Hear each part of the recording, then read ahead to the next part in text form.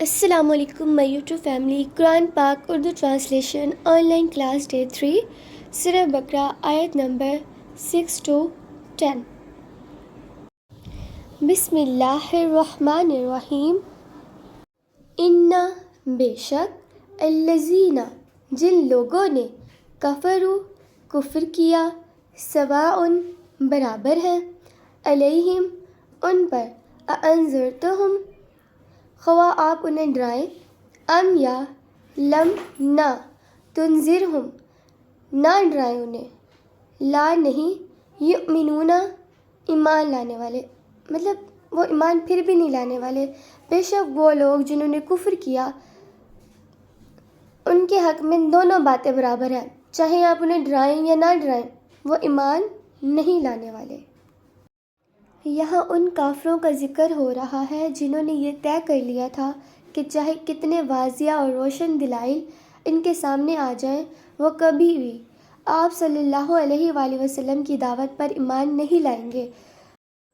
خاتمہ مہر لگا دی اللہ نے خاتمہ اللہ نے مہر لگا دی علی پر قلوبہم ان کے دل پر اور علی پر سمعہم ان کے کان اور علی پر ابصارہم ان کی آنکھیں غشاوۃ پردہ ہے اور لہم ان کے لیے عذاب ہے عظیم بڑا. اللہ نے ان لوگوں پر اور ان کے کانوں پر مہر لگا دی ہے اور ان کی آنکھوں پر پردہ پڑا ہوا ہے اور ان کے لیے زبردست عذاب ہے. اس آیت میں یہ واضح فرمایا گیا ہے کہ ضد اور ہر دھرمی بڑی خطرناک چیز ہے.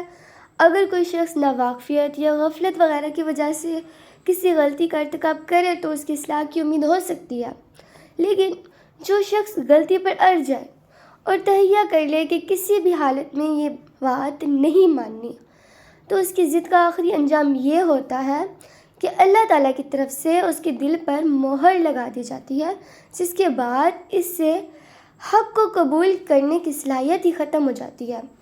اللہ تعالیٰ اس حالت سے محفوظ رکھے.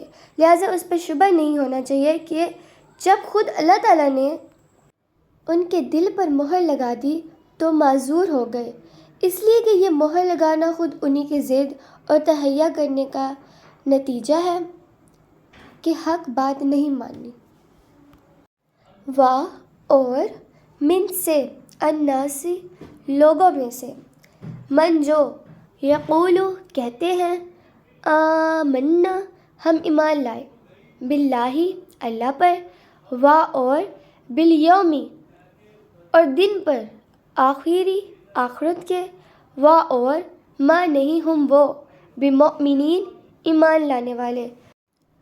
کچھ لوگ وہ بھی ہیں جو کہتے ہیں کہ ہم اللہ پر اور یوم آخرت پر ایمان لے آئے جبکہ حقیقت میں وہ مومن نہیں ہے. سورت کے شروع میں مومنوں کے اوصاف اور ان کا انجام خیر بیان فرمایا گیا، پھر ان لوگوں کا ذکر ہوا جو کھلے کافر ہیں. اب یہاں سے ایک تیسرے گروہ کا بیان ہو رہا ہے جسے منافق کہا جاتا ہے. یہ لوگ ظاہر میں تو اپنے آپ کو مسلمان کہتے تھے مگر دل سے وہ مسلمان نہیں ہوئے تھے. یخادعون وہ دھوکہ دیتے ہیں اللہ کو اور الذین ان لوگوں کو آمنوا جو ایمان لائے اور ما نہیں یخدعون وہ دھوکہ دیتے ہیں الا مگر انفسہم اپنے نفسوں کو اور ما نہیں یشعرون وہ شعور رکھتے. وہ اللہ اور ان لوگوں کو جو واقعی ایمان لا چکے ہیں دھوکہ دیتے ہیں، اور حقیقت تو یہ ہے وہ اپنے سوا کسی اور کو دھوکہ نہیں دے رہے، لیکن انہیں اس بات کا احساس نہیں ہے. یعنی بظاہر تو وہ اللہ اور مسلمانوں کو دھوکہ دینا چاہتے ہیں، لیکن حقیقت یہ ہے کہ وہ خود اپنے آپ کو دھوکہ دے رہے ہیں کیونکہ اس دھوکے کا انجام خود ان کے حق میں برا ہوگا. وہ سمجھ رہے ہیں کہ اپنے آپ کو مسلمان ظاہر کر کے وہ کفر کے دین میں انجام سے بچ گئے، حالانکہ آخرت میں ان کو جو عذاب ہوگا وہ دنیا کے عذاب سے زیادہ سنگین ہے.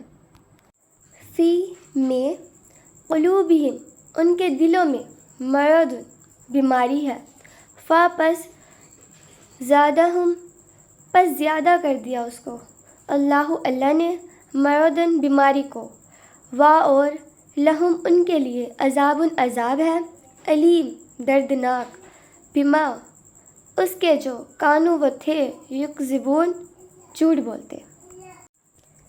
ان کے دلوں میں روگ ہے، چنانچہ اللہ نے ان کے روگ میں اور اضافہ کر دیا ہے اور ان کے لیے دردناک سزا تیار ہے کیونکہ وہ جھوٹ بولا کرتے تھے۔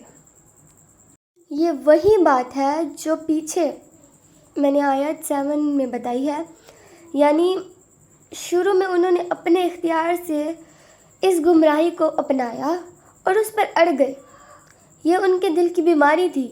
پھر ان کی ضد کے نتیجے میں اللہ تعالیٰ نے ان کی بیماری کو اور بڑھا دیا کہ اب انہیں واقعی ایمان لانے کی توفیق نہیں ہوگی۔ قرآن مجید کی ان آیات میں ہم نے 2 باتوں کو سیکھا ہے۔ فرسٹ، ایک تو جھوٹ نہیں بولنا چاہیے۔ سیکنڈ، منافقت بہت بری چیز ہے۔ مینس ہم سامنے تو بہت اچھے بن رہے ہوتے ہیں اور پیٹھ پیچھے برے، تو بہتر ہے کہ اپنے اخلاق کو اچھا رکھیں، جو اندر سے ہیں، دل سے کسی کے بارے میں سوچتے ہیں، ظاہر سے بھی بالکل ویسے ہی رہیں۔ اللہ تعالیٰ ہمیں قرآن مجید پڑھنے، سمجھنے اور اس پر عمل کرنے کی توفیق عطا کرے، آمین۔ ملتے ہیں اپنی نیکسٹ ویڈیو میں، تب تک کے لیے اللہ حافظ۔